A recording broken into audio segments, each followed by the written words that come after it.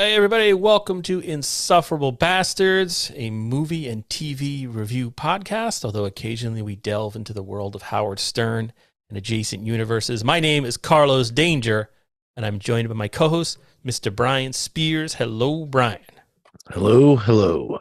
So we're getting back into our movie review roots here with this episode. We're going to be talking about One Too Many, a movie written, not directed, but produced by Stuttering John Melendez, the world-famous podcaster. Stuttering John Melendez, also known as Stut Joe, has a rabid fan base called Dabblers.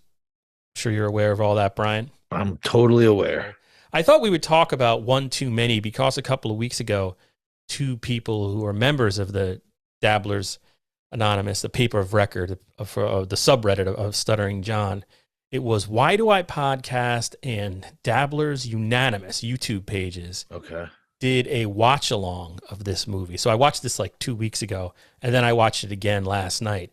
And I will say that the commentary provided by the people who were watching along and posting comments, and then the two hosts, was much better than the actual movie. It was much more entertaining, much funnier than the actual movie. So, but I thought it would be, this would be an interesting one for you and I to watch and then sort of break down what is this movie, what's good about it, what's bad about it, and all that good stuff. So I guess first maybe we'll go through an overview of One Too Many, right? Like I said, it was written and produced by Stuttering John Melendez. He also performs a boatload of songs on the movie's soundtrack.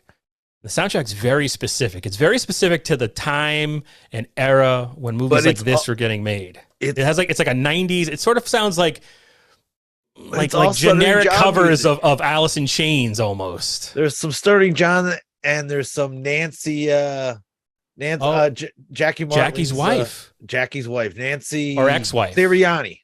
Ex-wife, yes. Oh, no. Okay, because that's what I was looking for. Okay, where are the Howard Stern connections in this movie? And they weren't jumping out at me, not as much as I expected, but that's one I missed.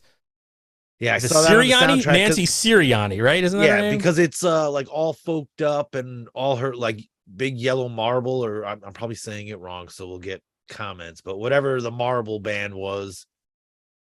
And yeah, I had to look it up because I was like, man, all these songs sound like Stuttering John singing. So I waited till the credits. And there he is. He's like, and it's everything. So and I was like, this whoa. This is as Stuttering John as you can get. It was released in 2008, according to IMDb, but it had to be kicking around for a while because Stern had talked about, we'll get into this, but Stern had talked about this movie like a full year before, according to a couple of websites. Yeah, and I saw on IMDb, they said, we'll get into this later too, but Artie was approached to be a role, but they said because he was in and out of rehab, he couldn't have. But in 2008, like, let's just say this was made somewhere between 2005 and 2007. Like, he was fully on the show. I'm not saying, he wasn't delving into some bad stuff, info. But he probably could, he definitely wouldn't have done it anyways. Right. Yeah. Because Stuttering John left. Fracture. Yeah. John left the show in 2004, so this is during his Tonight Show years, and we'll get into that too. But okay, Shady Investor. The movie lists in the opening credits multiple producers, multiple executive producers, including a guy named Mark Fiore, who had done time in federal prison a few years back for securities fraud. And I only learned that today from a post by a user, JKO1962 on the subreddit Dabblers Anonymous again. So they got everything. National Lampoon, to talk about that. This is National Lampoon Presents One Too Many. Yeah. But National Lampoon had nothing to do with the movie's actual production. They acquired it, slapped their brand on the movie after it was done. It carries the National Lampoon brand, officially worded on the box as National Lampoon Presents. That's important because it's not the possessive. It's not National Lampoon's Animal House. It's by design, according to a 2015 article on vulture.com by Tom Huddleston. I actually reached out to this guy, but he didn't get back to me. I see you're big time in me, Tom. But that article on Vulture from 2015 details the downfall of National Lampoon and its brand, which was, a legendary thing in the 70s, as we all know. But they've made a magazine. They've been involved in a ton of movies of late, which, sounds like it's all like this. They've gone through multiple corporate owners. Yeah. In this article, then National Lampoon president Alan Dons, he's quick to acknowledge the company's muddled legacy, says the former executives eventually began labeling some of the movies National Lampoon Presents rather than the traditional National Lampoons because, according to Dons, an investor named Dan Lakin felt the Presents construction gave the company more distance from the substandard product they were putting out. Generally, Dons explains, National Lampoon Presents is in the title if it's a stinkier pile of shit, according to that article. But all that being said, this movie, I mean, I don't remember it really at all. I have like vague memories of this movie coming out, but it got a big push. Like we said, Stuttering John left Stern in 2004, but according to marksfreakin.com, the internet, the Howard Stern historian, marksfreakin.com, on October 11th, 2007, there was a news report during the Howard Stern show from Steve Langford. Langford said they have a story coming about Stuttering John, who's released a new movie trailer for the movie One Too Many. So that was a full year before its release. And he mentions he might be known from the Howard Stern show, I guess, in the trailer. He doesn't mention that he's on the Tonight Show. Howard said that when he saw that on wireimage.com the other day, they listed John as John Stern instead of John Melendez. So it got a little mention there in 2007. Also, according to marksfriggin.com, movie got a plug from the Stern show in their serious days during their Stern Spotlight Stuttering John on day one, aired on April 14th, 2008. This is the exact notation from Mark at marksfriggin.com. John must have cut a deal to do this special because he got a plug for his new movie, National Lampoon Presents One Too Many, after this segment. Also, according to marksfriggin.com, on February 27th, 2008, it's called Stuttering John on Howard's Shit List. Stern went off on John for talking smack about him on Adam Carolla. Tim Sabian came in and said they were going to do a Stuttering John retrospective, and he was going to do an interview with him, but he wanted plugs for the movie every hour. Tim said he asked John to help him out there, but John was appalled that he'd even ask him to do that. I guess he was... Wow. John stood strong. How dare you? Howard told Tim he shouldn't have to beg that asshole. Tim said that John was appalled that he would ask him to do a personal favor. Howard told him to tell John to go F himself. The guys were saying, I thought this was kind of interesting. The guys were saying that John would bring out the good comics out on the road to do stand-up, and he'd rip off some material from the other guys. Fred was saying, of course, Fred Norris, was saying that he heard the same thing from people, but did not say who it was.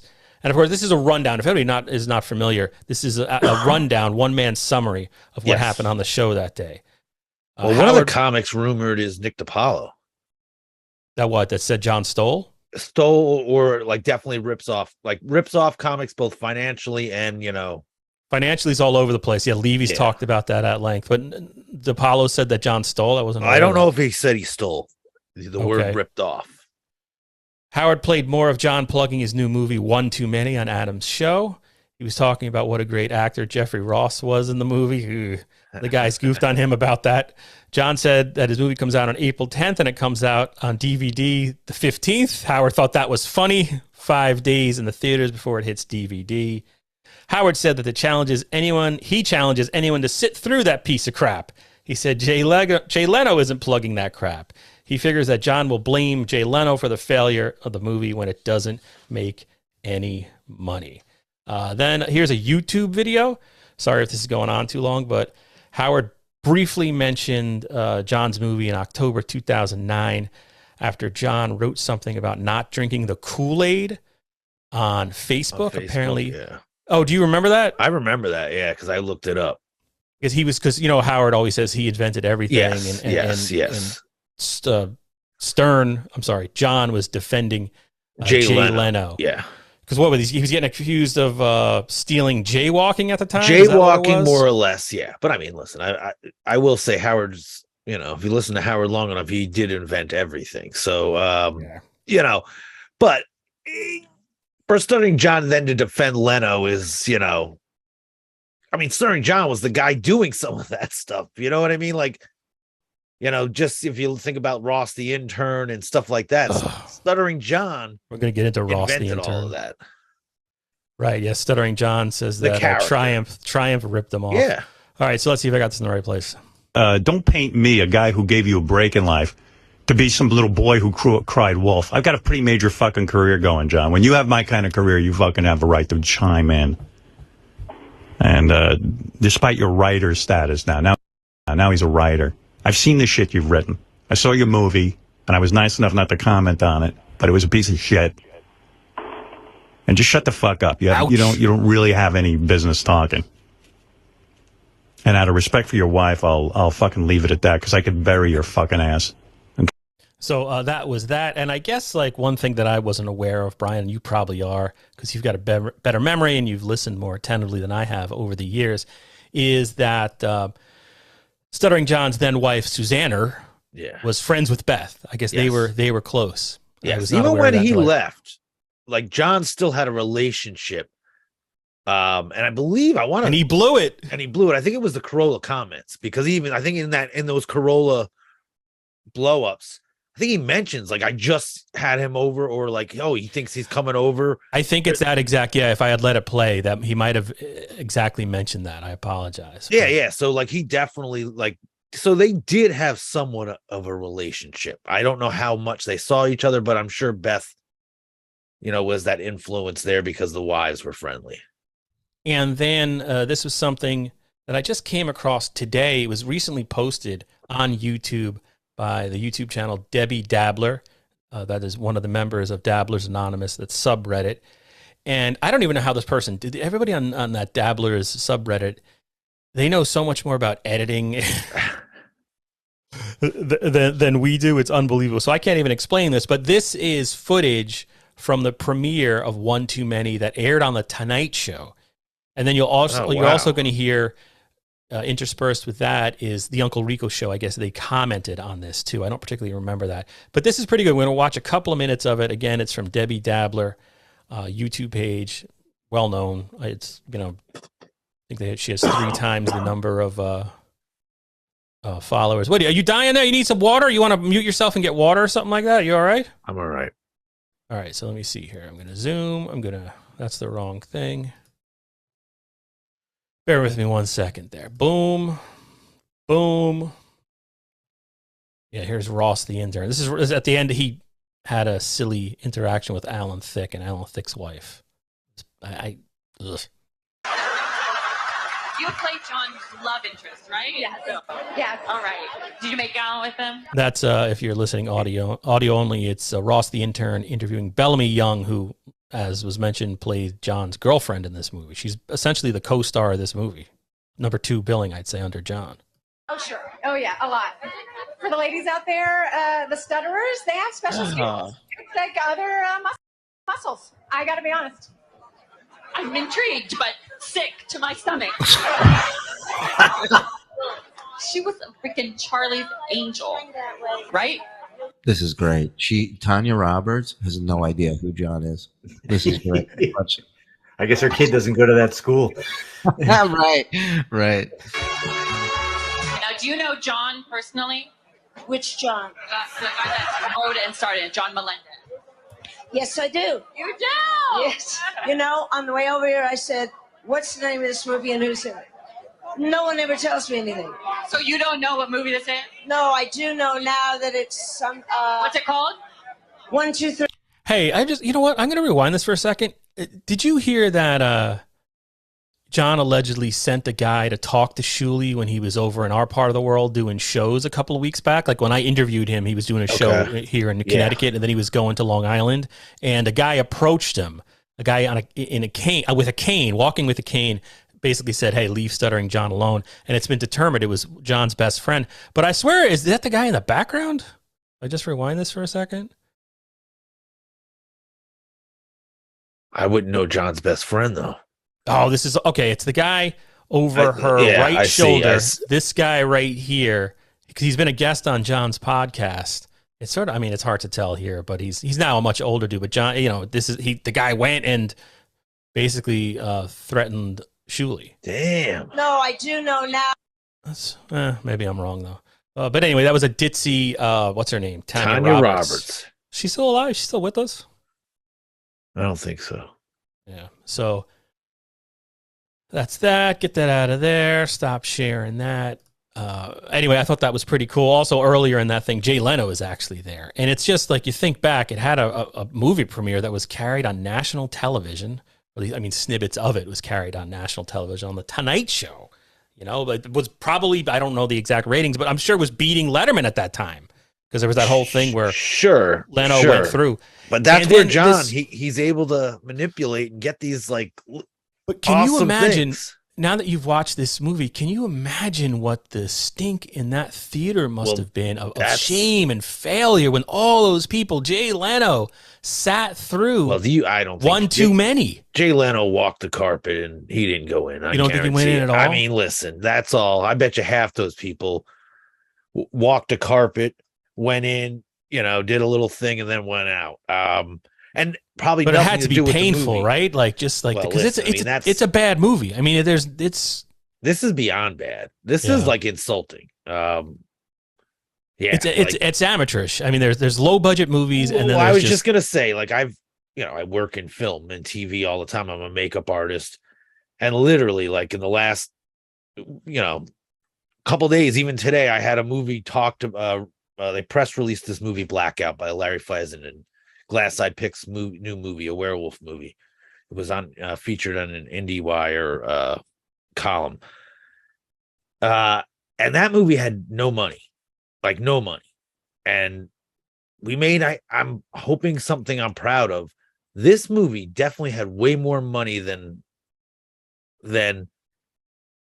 some of the movies I've had the chance to work on. And it looks so bad.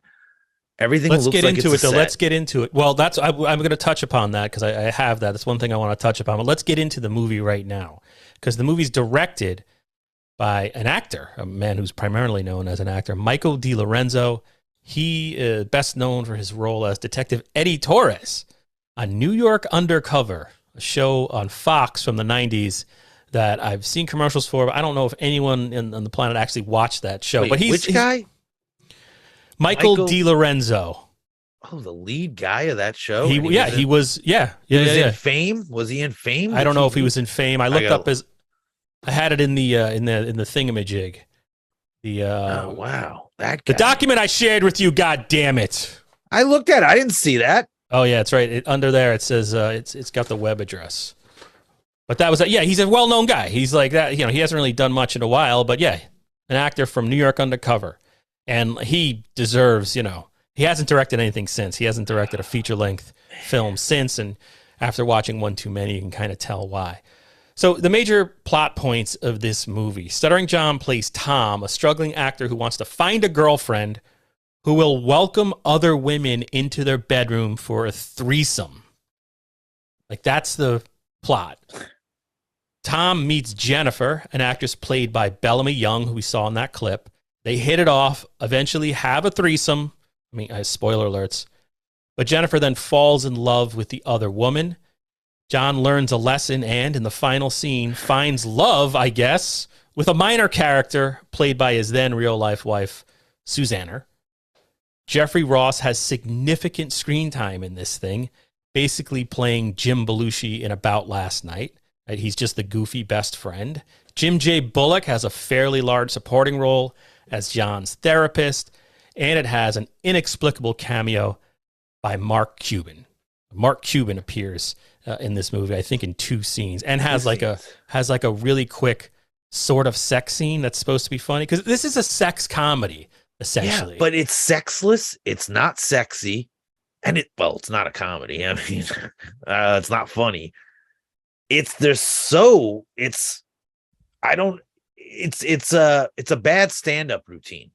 I swear we'll get this into that dialogue. John's, a lot of the lines, it sounds like it's just crowbarred in from his act. A lot of it sounds like that. John is in every scene in this movie. His character is constantly on the screen, and this is not good because John's character is a walking contradiction. I feel personally my biggest complaint against this movie is that John's characters make absolutely no sense. That they're just contradictions.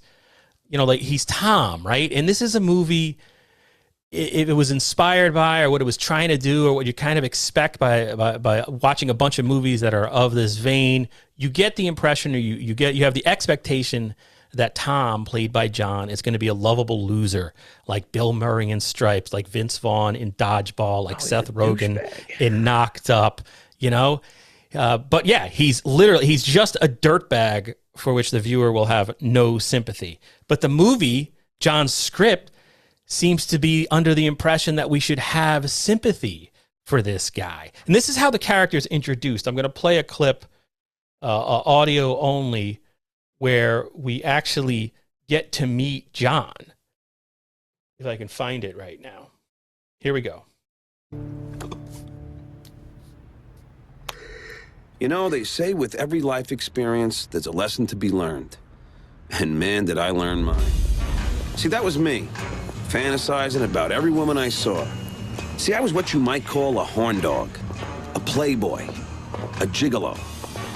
I'm what you ladies might call, well, a scumbag. Say what? So, all right. So here's a guy. Just heard that clip. That's the first dialogue in the movie. Yeah. That's a guy played by Stuttering John who has no problem to sleep with. Because in that montage, when that narration is happening, he beds like and thrusts into like 3 different, model looking girls that he just sees on the street of or whatever set he's on. Like it's effortless for him to find sexual hookups. Also, when he's saying that at that moment, it's like you think it's the past, like he's a new guy. You know what I mean? It's very confusing. Yeah, he starts off saying, "I learned my lesson." You're like, "I learned my lesson," but that's the guy he is the whole movie. You're disoriented by what the heck this character is supposed to be, and but then we see him carry on. Right, he's supposed to be this ladies' man, but he's repulsive. Yeah, right? He's not likable in any way. There's no charisma there. He's not Richard Gere in American Gigolo, and so it's a fatal flaw because he's supposed to be like the surrogate for the audience. This is the guy we're supposed to root for. You know, I noted like in Superbad, right? There's 2 dudes trying to have sex, right? That's a big theme in that movie, but they're likable. They're accessible characters. There's a humility to those characters. They're underdogs, so when they're put in these situations, you're rooting for them. Not with this. John's script has his character. That's the thing, man. As both the protagonist and the antagonist. And by that, I mean, he's like a loser, but we see him bed 3 women in the opening montage. He's a struggling actor, but we see him talk crap about his fellow actors and the Tony and Tita's wedding thing. He's totally condescending to them. It's horrible. So I interrupted you. What were you going to say? I just think it all comes down to this is a really, really bad script. Yep. And listen, it's his. It's basically John's autobiography. Well, his fantasy autobiography. Sure, but I think it's more our autobiography than we probably know. Like, I think, that whole Tina and Tony, him trying to be like, I'm Mr. Stud Guy. But the thing is, he can't even tell his own story well. The first thing they always say when you're making a movie is like, write what you know. And I don't know, like, John always claimed, he was went to NYU. NYU film school, baby. Yeah, film school. He watched, quote unquote, great movies, was a big fan of The Godfather, always spoke movies, gave movies as Christmas gift to all the guys, recommended movies all the time. And then this is the thing he makes. This is just really one of the worst stories. I mean, and the character, he's so bad because he's a scumbag, but the movie like presents it as if he's likable, but he's not. He's just not. No. So there's scenes where like it affects the other characters in the movie because there's the girlfriend Jennifer, and that actress has gone on to have a career. Yes. She's I guess she's working all the time according to IMDb. But like as you watch her, you're like, why would this character date John? Like she needed the job. She's written. No, but I mean, in the movie, I know. She didn't have a lot of credits to her name when she did this, but like the character as written, the way she portrays it, you would never think she would have anything to do with this guy.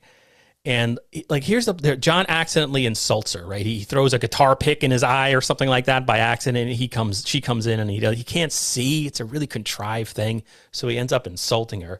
And then he tries to make it up to her. And like, this is supposed to be charming. Whatever. We are getting off to a bad start here. Can we start again, please? Can we start again, please? Yeah. Could we start again, please?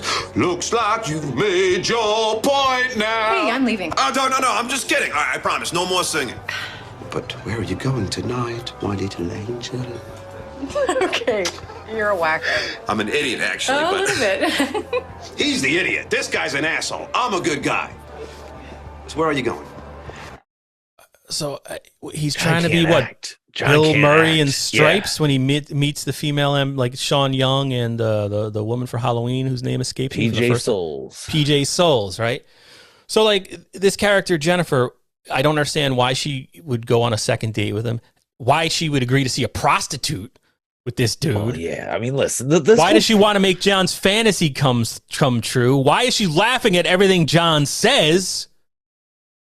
And like that, there's one scene, Brian. I don't know if you picked up on this. It's that after their first date, there's this random line thrown in. Like we don't get any really backstory of who this woman is. And also, there's a terrible montage where John rates all these girls as not being worthy because they talk too much or whatever. It's just like, dude, you're not sympathetic. You're being a condescending a-hole here. But so they're walking down the street. And they almost briefly go back they give her some type of reason, I think, as to why someone who's like seems well-adjusted would do all this, this scumbag. So your parents ever come see the show? My dad did. My mom, forget about it. I don't even know where she is, so. What, is she a flight attendant? Nope, a drug addict. Did you catch that? You might have been breathing. Yeah, no. He's a drug addict. But the thing is, John tells a really hacky joke right Flight before attendant? that. Yeah. You know, like takes away her line almost. Like it takes away. And it's like, oh, your mom was a drug addict, but then it's never like, what? Like it's just, I almost feel like they just crowbarred that in there to give some type of explanation. Maybe they're like, well, what would motivate this girl? Oh, she's had trauma in her life or some crap like that. There was this other movie that years ago. I mean, it was okay. Donald Logue, Tao of Steve. I think I saw. I don't remember a thing about it. But it, what it was, a guy out of shape. It was like this guy was sexy. He had charisma. And here's the thing about, like, and it sounds a little weird, but John's not a sexy guy. He's not even a good-looking guy. Right. Like he's and he's not like he won't play schlubby. That's right. the other thing. Yeah. Like, if he played schlubby, it'd probably be a little bit better. But he's not good looking enough for this woman. He's not Rob Lowe. This would like be a Rob Lowe part. Yeah. And also like just continuing, like John's character stinks. His character stinks so bad it makes the Jennifer character stinks. And then you have Jeffrey Ross in there, right, as the sidekick. The thing with this movie is Stuttering John is also a sidekick. It's a movie with two sidekicks. So the sidekick has a sidekick, essentially, because John's not a leading man, and this character's not even written strong enough to have him carry the movie. He's in every scene, but him and Jeffrey, then the same character as well. There are lines. The delivery of the lines is the same, where it's like you kind of want to. I'd love to talk to Jeffrey Ross and be like, dude, did you try to like punch up the script or help this guy out at all? Because John's comedic styling, the way he's doing dialogue seems to be, it's almost like how Jeffrey Ross has a sort of old time vaudevillian or whatever, Shecky Green type Friars roast delivery here. And it just totally, beaches this movie. Also, and that's like, go ahead. To me, it was like, you could tell he wrote it for Artie Lang because all the jokes are Artie Lang. Like, there was a couple fat jokes. Wait, did he really write it for Artie Lang? Oh, yeah. Yeah. Like, Artie talked true? about it. Yeah. Like, Artie talked about it. Like, where he wanted him to be in the movie. Wait a second. There's no, come on. John wrote this for himself. He had to, right? No, I mean, if you think about it. No. I meant the Jeffrey Ross part was supposed to be Oh, okay. Sorry. So, I like, lost you there. Like when you hear Jeffrey Ross's hooker stories, you hear I'm too fat. Like, Jeffrey Ross in that movie might be in a little bit better shape than Stuttering John. He's not a fat guy to tell some of those jokes that he was saying. Oh, okay. So, and then there was that makes more sense. That makes a little more sense. I think there was bookie jokes. I think there was there's definitely hooker jokes. There's definitely, drug jokes. So that was totally supposed to be Artie Lang, and maybe Artie could have elevated it or just being himself. Yeah, but Jeffrey Ross is like calling it in, man. Like, first off, everyone, like you said, John's not helping anyone because he's that bad. Dude, the scene with him and his wife, and I know that's way at the end. Suzzaner? Yeah. Yep. There's no chemistry in that scene, and they're supposed to fall in love. Like right then and there. That's that's how I was going to close it. Also, all right, so let's play some of John's dialogue. We've talked about another problem. All right, so we got characters as a problem. The script in general, also, right? But subdividing that, the lines, the jokes. John's writing is so hacky. What were you going to say? Can I, right before you say this, also, it just sounds like it's like the audio's too good for the movie. Everything's so clear. It's actually pointed out in a DVD review that I came across from like Collider. Oh, really? They're like, yeah. I mean, and I guess they're like, wow, the audio is so incredibly crisp. It's like that the audio engineer or whatever knew what he was doing. But like the director and the director of photography, not as much. That makes and I guess it's filmed. Hackier. It's not filmed too. But that's going to be. I know, but that's what makes the jokes hackier. Is the sound is so good, so you hear like the pause, you hear it all. Like, and I noticed that. And that's why I kept thinking it was stand up. When John first kisses his love interest Jennifer on a street, right? They actually played it in that Jay Leno thing, but they didn't have the audio from the movie. John does this weird thing, and it's really loud, where he goes, and it's like kissy sounds, and he's moaning, and like it's bad, and it's not played for comedy. It's just a mistake that they somehow left in there. All right, so here's like John, a typical dialogue from this movie. Dude, being a Jew or a Catholic, it's like being a Yankee or a Met fan. The only difference is, where a Yankee fan can recognize a good player like Carlos Delgado playing for the Mets, the Jews can't appreciate a good player like Jesus playing for the Catholics. I mean, they must be jealous. I mean, he's young, virile, swimmer's body, can walk on water. And you know what really pisses him off? Is that he was once on their team. It's kind of like when the Red Sox got rid of Babe Ruth. Are you done? I right out of like a bad stand-up act. Yeah. Like that's not movie dialogue. It's not. It doesn't advance the plot. It doesn't tell you more about the character. It's not engaging in any way. It's a bad stand-up bit. His whole dialogue, I swear, is jokes that he's worked on like he's really proud of. Yeah, and they're real hacky. They're really, really like, whoa, dude. Like, again, this whole movie, it's supposed to be a sex comedy. And there's not one time that I'd be like, listen, I mean, as bad as, I mean, you brought up Superbad, and, even Pineapple Express has a little sexiness to it. But, like, even American Pie, like, so many years ago, set out to do something, as bad as Porky's is, and that's a bad movie. But, like, there's some raunchiness. There's something. Yeah. And this is like boomer Porky's too, because everyone's they're too old to be engaging in this behavior. John's in his late 30s, 40s, like probably playing 30s in this, trying to be, but really they're 40-year-old men talking about having a threesome, which fine, to each his own. That's your Friday night. But like, I don't know if I want to see a movie. Right, you don't want to hang out with these characters because it's way just a sex comedy. That's what I mean, like a raunchy, bad word movie. It was a one-trick pony. It's creepy as hell. All right, so here is, eventually, like I said, John has the threesome, and he actually has a couple. They like start a stupid relationship. Yeah. It's just, and it's pretty nasty and creepy. But then suddenly Jennifer just breaks up with him to move the plot. So there's something happened in this movie, and here's how it happens. Bullshit. You were all over her. You don't care anything about me. Oh, come on, Jen. Not again with this. You know what I think, Thomas? Being loved just by me isn't good enough for you. Jen, of course it is. Come on, will you stop it with this? Look, sweetums, I love you more than love itself. This dollar chick is nothing more to me than a sperm receptacle. Sperm receptacle?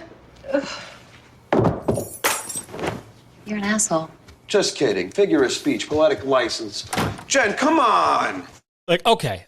I'm just thinking, like, who would I see in this role if you're Andrew Dice Clay? Maybe if you had Andrew Dice Clay, like in his prime, could have pulled off this type of character. But like that's some awful writing. Yeah. And it's just not well acted. Like it literally sounds like he's reading his dialogue. Yep. Like, and it's so he's annoying. trying it out at the club. And he's not an actor. Like, you know, you think of Dice because that last phrasing he just did it's like Dice ripoff. Yeah. It's literally him doing Dice. But he doesn't do that the whole other movie, like throughout the movie. Like right. And again, you know, can I be honest too? Just call your character John. Because Thomas, yes. Like it's like when people say Thomas to him, like he doesn't even respond. It's John. Right. And just the way that's supposed to be sort of a dramatic moment. I mean, kind of, where like this girl's breaking up. Because then he's like, that he has this big, you know, he gets all depressed and he's crying for scenes. Yeah. Like, but all it's of like, that. but wait a second, you were just joking about it. Well, that's what I don't get. You know, he wants to find the woman that will have threesomes with him and be happy. But meanwhile, he's having sex left and right the whole movie. Right. Like it makes no sense. It doesn't make any sense. And then the payoff is not even that great of a payoff. Like this movie goes nowhere. The best line in the movie actually is in the bloopers. It's Jeffrey Ross, and you can barely hear it. Like the only funny line in this movie you can barely hear because it's like Jeffrey Ross sort of off mic. But let's see if we listen real carefully. It's at the very end of this clip. Do you really believe Moses parted the Red Sea? It was low tide. Yeah, this was during credits. You fucking idiot. Mr. Ross just sneezed. You're wrong. Mr. Ross just sneezed. You're wrong. I'm allergic to your acting. I'm allergic to your acting. Imagine if they just let Jeff. I mean, isn't he supposed to be like Mr. Rose? They let him like ad lib or something. Could we have gotten a better movie out of this? That's the thing. You know, John was probably such a crazy, read my dialogue. I got like, listen, every story you hear about John, it's his way or no way. So I guarantee you, oh my God. I mean, I wish someone rewrote it. Like, well, see, here's the thing. John is such a bad actor. Even good dialogue he couldn't master. It's gonna be very stilted porn style. And also, are you gonna bring up the scene where he defends a stutterer? I didn't mention it, but yeah, we can talk. Well, let's get into this stuff now because John, he's so patronized. I mean, that it's pretty schmaltzy, and yeah, you would get if this wasn't a vanity project, that would have been cut out of the movie. Yeah, that, and also I just found it like, hey, dude, all right, you've evolved maybe. But, you made a career, and now, like, the way he just, like, what's that it's word? Totally cruel. Well, here's the thing. So we talked about the characters being a sore point in this movie, a real weakness. The hacky John lines, attempts at comedy are really bad. And I'll say another major problem, this movie is stuffed full. We went over the plot points, right? Guy wants to have a threesome. Yeah. But he doesn't just want a threesome. He wants to date a girl, settle down with her, but she has to be willing to accept threesomes, which is bizarre. Even having to explain that plot is it's like a stutter. But between those 2 points, those plot points, the movie goes on all these different side missions, right? John plays a children's party clown at one point for some reason. It doesn't even make sense. It's just this thing he does, and here it is. How about the birthday girl, Shelby? Shelby, I'm going to pick you to volunteer. Well, how can she be a volunteer if you're picking her? Who are you, Judge Judy? What am I supposed to do? Well, why don't you come over here and hold this hat? Hey, get over here, you Mormon! Shelby, give him his nose back. Get over here, I'm going to get you. Get over here. You know what? You keep that one. I'll take his. Besides, his is funnier looking. Get over here. Give me that nose. I own. And that's so the kids run around the room and they all jump on Mark Cuban, it's his daughter's birthday, and he hired John. Birthday, yeah. Why is that scene in the movie? Because he could get Mark Cuban. That was it. Like, he doesn't even have any dialogue. He's got some more in the next scene. But okay, so there's that weird side mission there.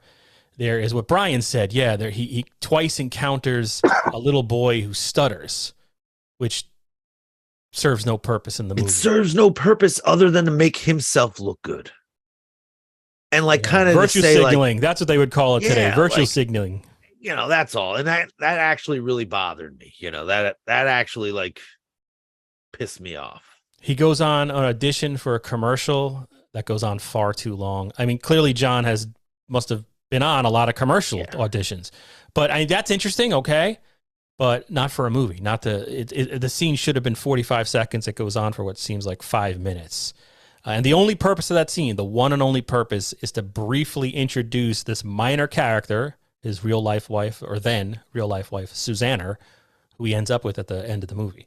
When I first saw that scene, I was like, that's all he did for his, that's only, She plays an assistant. She plays an assistant. Yeah, she stands there for a and we're not second. even getting, I mean, the whole thing when the Dabblers United or Dabblers Unanimous and Why Do I Podcast, when they screened this on YouTube, all they did was they would drink. The one dude was hammered by the end of the broadcast. It was hilarious. That was much funnier than what we were watching. But every time John said something politically incorrect, because this movie is full of gay jokes, racial jokes, like nonstop. And John, of course, now is preaching. He tries he goes above and beyond, trying to call out people who do that now, and in his role as some type of half-assed political commentator. But okay, the whole Tony and Tina's wedding thing, he calls it something else. Yeah, that is, I don't understand why we're in any of that. He gives these actors like this terrible dialogue to say, and they're just acting out scenes from Tony and Tina's wedding. But it's shot so poorly, constructed so badly. Tony and Tina's wedding, the whole thing was you went to a church in Manhattan and you were, the whole gimmick of the play was that the audience are guests at this wedding. So you have actors acting the plot alongside, sitting, side characters come and sit down. Now, that's what that scene was supposed to be. Yes. But it doesn't play like that. And there's a laugh track because it's supposed to be a play, but there's no audience. There's no shot showing anybody else there. So it goes to your point, and that's like the last thing, the whole way this movie is composed and how bad that is. But just the other side tracks, all the therapy scenes with Jim J. Bullock are repetitive and, again, add nothing to it. You do that once or twice, but they keep going back to it. But because it's all these cheesy sets, everything is from certain angles. You never get real coverage of any scene. Like, listen, it drove me nuts every time they show John in his bed with his bed right up against the corner. And I swear, like, one time he jumped on it and the walls moved. So it's like, it's so, like, it just... There's no production design. Oh, we'll just put a picture back there. It just the movie. you I have more like the next problem design behind you. The next problem I was going to say is that it's just asking: is this a movie or a 1990s sitcom? But wait, before we get to that, there's sort of maybe it's a highlight or it's the climax of the movie. I guess no, it's not the climax, but he puts a lot of time and effort into the scene where they get with a prostitute. And the whole thing is John doesn't have cash, and so he makes all these trips to go get cash. And it's sort of like a mini, what was the Martin Scorsese movie with Griffin Dunn? After Hours. It's like a little mini After Hours thing, but literal toilet humor is involved. So, I mean, the scene, at least it builds, I'll give him credit for, he puts all these hurdles in the way of him being able to get the money to have the threesome he desperately wants with his prostitute. But the toilet scene is just out of this world bad. Let's just play. I mean, so what ends up happening, he gets the money. I think it's $1,000. He has the cash, but he whatever he ate before, I don't even remember. He gets diarrhea, and it's a Dumb and Dumber thing. So he has to go into the women's bathroom. He's not only in the women's bathroom, he's in the handicap stall. And what eventually happens is a woman in a wheelchair comes in and needs to use the stall.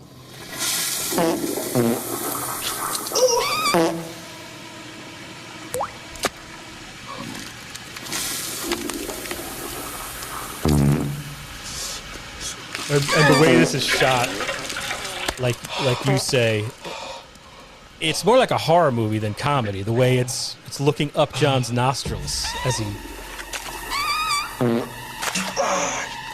It's already going on too long. You know what I mean? And farts to me are funny, but right now I'm not laughing.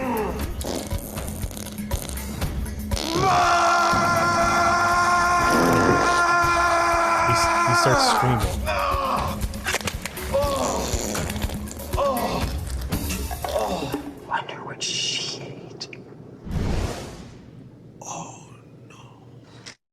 So yeah, they were. Wonder what she ate. Is the comedy punchline? Of I guess John Melendez. So, but then what happens is he has to wipe. There's no toilet paper. He has to use the money to clean himself up. Right? Okay.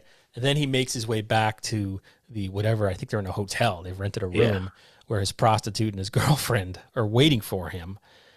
And okay. But so he's obviously filthy, right? All I could think was like, she's not gonna shower. He's just gonna shower. That's such a Stuttering John thing. But before that can even be addressed, it's not. And this is another huge problem with this movie. He inserts a scene where he's riding the elevator with just like two random people, and he kills whatever momentum he had from the toilet stuff and the effort to jump over these hurdles to have his threesome. He just has an elevator scene where he just wises off to some guys, and I don't get it. So let me play this audio. After fart, elevator. You must be having a bad night. Yes, I am. You're very observant, Sherlock, aren't you? Who's this your partner? Mute Watson? Do you speak? Do you? Or do you communicate telepathically? Because if you do, could you hear what I'm thinking now? The dialogue. Why? How does that even? He's just wiped his ass with $100 bills on his way to a threesome, and he decides to have some Don Rickles. I mean, bad Don Rickles. But that's the other thing. It's just bad. Poor man. It's like he read a joke book from Henny Youngman. You know what I mean? Like, these are not like, there. Then the last thing, okay, we've already talked about it a little bit, but everything in this movie looks like it was filmed on the same set, just like with different not green screens, but different curtains, different draperies. Yeah. They painted and a this wall. is where I was dying to ask you this, because you're a guy who works on movies and you've worked on low budget movies. What's the deal there? What makes the movie look so cheap? The lighting's flat. I get that it's low budget, but this looks no, you're all right. Did I freeze up? You're all right. Yeah, you froze up. They just didn't pay someone to do that. They just didn't have enough people on the crew. Like, there is a whole department, usually on a smaller movie, it is literally like two people. That's their job, is to decorate all that stuff. Either they didn't pay someone good enough, they didn't get someone good enough, or they thought what that was good enough.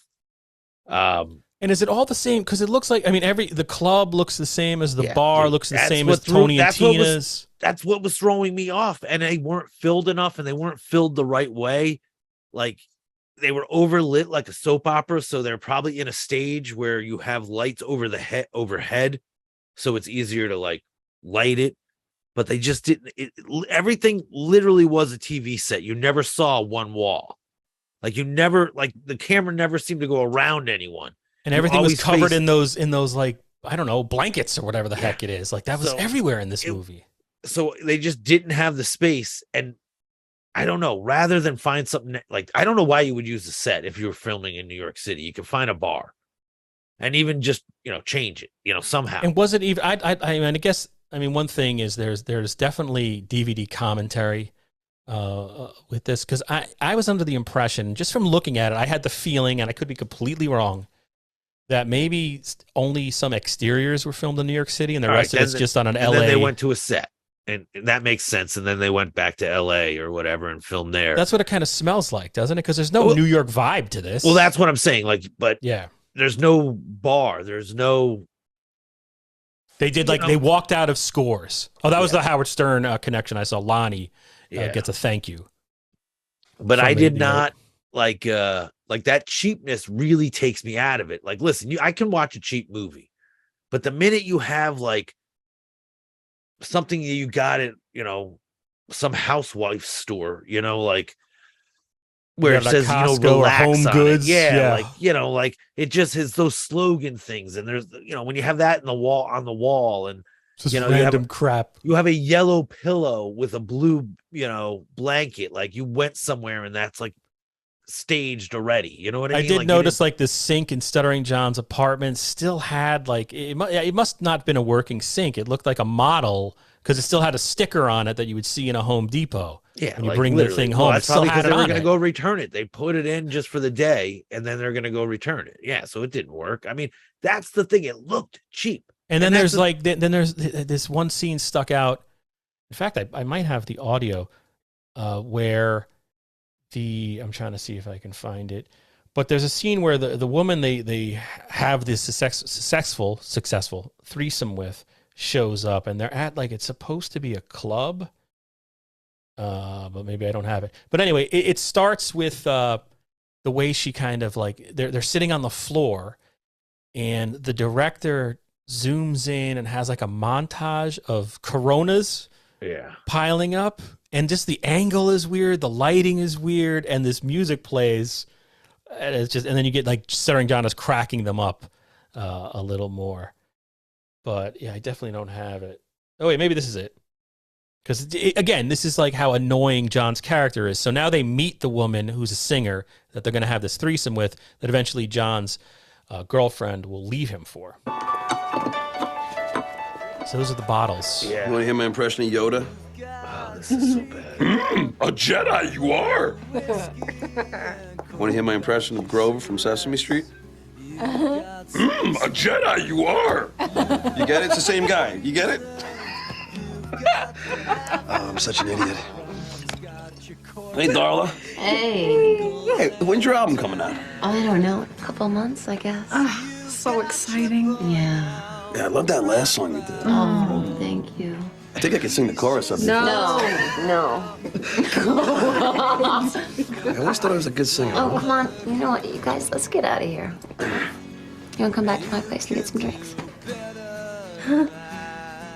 Yeah. Just keep listening to the song in the background. Is that Stuttering John singing over his own dialogue? Yeah. And that's what's so weird, because it's kind of perfectly mixed. Like the music's loud enough that you can actually follow along and like phase out his voice. So you got Stuttering John saying his own terrible jokes while he sings. Everything is just wrong with that scene, character-wise, dialogue-wise. And there's no chemistry. The way it's filmed. There's no chemistry. There's Why are they laughing at him? They're not like, but they're fake laughing, and you can hear them. You can hear them acting. We're not watching this; we're hearing it, but you could hear everyone in that scene acting. So the last thing I'll bring up is, we've also mentioned this, is how bad the ending is in this movie. So Jennifer leaves John for whatever her name was, Darla, the woman we just met in that last clip.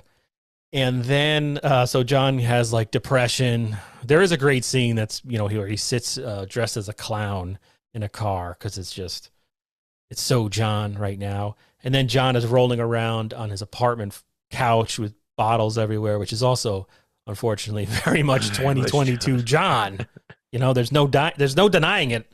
I love you, John, but you're a drunk, dude. It's sad. So he goes through the depression thing, and then suddenly, out of the blue, inexplicably, for no reason, the assistant shows up from the commercial he had auditioned for, or maybe he had auditioned for 2 commercials, and she's just like, "Oh, you want to go get a cup of coffee?" And this is the final dialogue of the film. Don't you have a boyfriend? I did. I don't anymore. He kept trying to get me to sleep with other women. Really? Really. What an asshole. I guess the moral of the story is, if you love what you got, and you got what you love, don't fuck it up. It's like, what is that? With that guitar, I expect to see Joe Pesci firing into the camera like at the end of Goodfellas. It's not, what is that? And what is that lesson? And why? So it's sort of a happy ending. This guy who's been a scumbag the entire movie. He's gonna like this girl. That's the other thing. Like it's just, again, it's like he's so watched so pedestrian. many movies, but he didn't take away anything from those movies. Prince, I went and looked, like, what other, because the way this movie is shot, it made me think of when we would go to horror movie conventions in like 1999, 2000, 2001, where every table in the vendor's room at a horror convention were do-it-yourself filmmakers, because there was that digital revolution where everyone was like, "Oh, I'm a filmmaker now." And I thought maybe this was from that era, but it's actually, this is a couple of years after that. I wonder. So other movies that came out that year, we got Step Brothers, Pineapple Express, Tropic Thunder, Role Models, Zach and Miri make a porno, which is probably the most comparable to this movie. Yeah. So those are the movies those are the obviously big budget movies, although the Kevin Smith one, not as large as the others, but that was in the, the atmosphere, the comedic atmosphere going on at that time, which just shows, again, stresses and underlines how bad and unfunny this movie is. Well, yeah, because his like sex jokes are 20 years too late, or like they just don't land it anymore. And the baseball references, like how did that get into a movie? But the other thing I noticed, and this is just totally random, and I was wondering why in the scene where John discovers his girlfriend Jennifer is cheating on him with the threesome girl, were they wearing bras? Well, yes. Well, yeah. That's another thing. In John's sex scene, he's wearing boxers for the longest time. It's so weird. But no, right before the camera goes into the bedroom, it lingers on a VHS copy of the 1966 French film King of Hearts, which is like some cult art film. That. Okay. It's so, and I went and looked at the plot of the movie. Like, is this like the director saying this is the vibe I'm going for? And no, it doesn't, because the movie's it's a quirky comedic war film that focuses on a Scottish soldier who is sent to a French town on a mission to disarm a bomb left behind by the retreating German army. He discovers the whole place has been abandoned except for inmates of the local asylum. They make him his king. So it's some type of, but it like you get it in focus. Yeah. Like it was bizarre. National Lampoon, by the way, and we're just wrapping this up right now. National Lampoon still exists. I mean, it's had a series of owners. The brand is essentially dead at this point, but it's got an inactive website, but it's got a pretty active Twitter account. Okay. Which I had no idea until tonight. Looks like it's coming back as something. They've been like sort of hinting at something. I don't know what. I didn't bother to look it up because at this point, who cares? National Lampoon should be just let it go. They had their glory days. You've been pooping on your legacy for 30 plus years now at this point. And this is probably the low point, I would say. I haven't seen a lot of their other stuff, but this has to be a low point. The other movies can't be as bad as this. It's now owned by some company called Palm Star Media, whatever.